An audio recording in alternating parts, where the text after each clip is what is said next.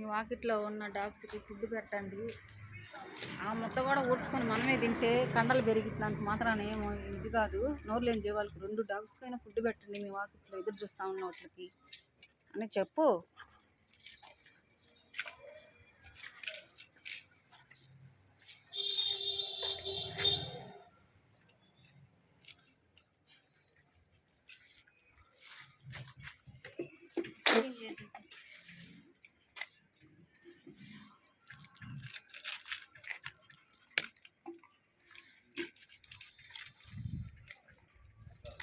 saving చేసేసి